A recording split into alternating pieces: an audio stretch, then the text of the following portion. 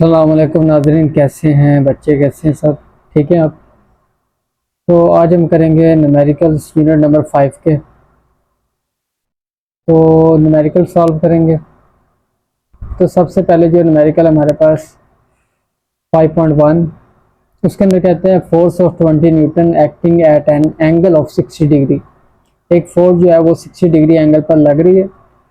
The horizontal is used to pull a box through a distance of 3 metre across a floor। एक box है और उसको horizontal खींचा जा रहा है 3 मीटर के डिस्टेंस उसने वो मूव किया है, और जो फोर्स लग रही है वो 60 डिग्री एंगल पर उस पर लगाई जा रही है। How much work is done given data. अब जो वर्क है वो कितना होगा ये हमने फाइंड करना है। तो गिवन डेटा ये हमारे पास आ गया। वर्क क्या होता है, फार्मूला एफ डॉट एस या एफ डॉट डी भी कहते हैं। तो जब डॉट होता है तो उसको कहते हैं स्केलर क्वांटिटी, और उसके लिए हम यूज करते हैं एंगल कॉस थीटा। ठीक है, तो एफ डी कॉस थीटा आ जाएगा या एफ एस कॉस थीटा। तो ये वर्क का फार्मूला आपको नजर आ रहा है। एफ की जगह हमारे पास फोर्स आ जाएगी, और एस की जगह distance 3 metre, cos 60 degree angle आ जाएगा, और ये वर्क आ जाएगा 30 जॉल।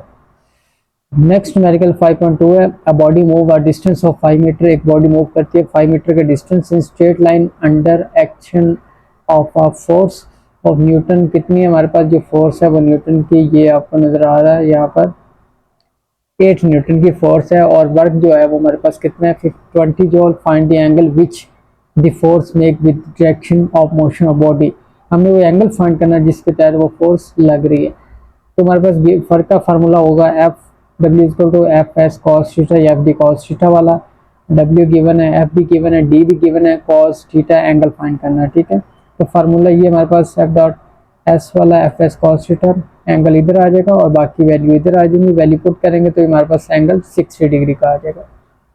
5.3 हमारे पास जो न्यूमेरिकल है वो उसको सॉल्व करते हैं। वो हमारे पास क्या कहता है, an engine raises 100 kilogram of water through a height of 80 metre in 25 second.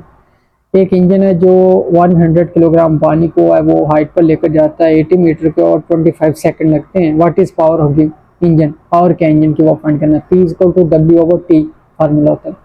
लेकिन यहाँ पर जो वर्क होगा वो इक्वल होगा पोटेंशियल एनर्जी के। तो वर्क जो होता है हमारे पास क्या आ जाएगा mgh। ठीक है, तो W की जगह mgh आ जाएगा, डिवाइड बाय टाइम आ जाएगा। ठीक है, तो हमारे पास क्या आ जाएगा, m की जगह मैथ, h की जगह हाइट, और g की जगह 10 या 9.8, और t की जगह 25 सेकंड, और हमारे पास वह पावर आ जाएगी 3200 वाट। 5.4 न्यूमेरिकल है। A body of mass 20 kg is at rest. तो 20 kg का मास रेस्ट पर है। अब 40 Newton force acts on it for 5 second.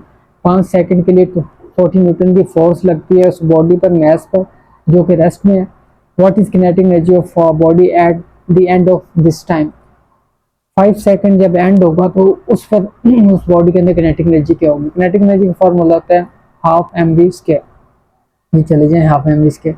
लेकिन मैथ सबके पास गिवन है, वेलोसिटी यहाँ पर नहीं नजर आ रही। तो वेलोसिटी फाइंड करने के लिए आपको सबसे पहले इक्वेशन ऑफ मोशन लगानी पड़ेगी। क्या equation of motion, V F equal to V I plus A T. लेकिन यहाँ पर इनिशियल वेलोसिटी इसकी 0 है। ए एक्सेलरेशन आपको फाइंड करना पड़ेगा, वी एफ भी फाइंड करनी है, टाइम आपके पास गिवन है। तो एक्सेलरेशन का फार्मूला होता है न्यूटन का second, F equal to M A. तो A equal to F divide by M आ जाएगा। फोर्स की जगह 40 और एम की जगह 20 डिवाइड करेंगे 2 मीटर पर सेकंड स्क्वायर, हमारे पास एक्सेलरेशन आ जाएगा। ये वैल्यू पुट करेंगे इक्वेशन ऑफ मोशन के अंदर, तो आपके पास आ जाएगा फाइनल वेलोसिटी।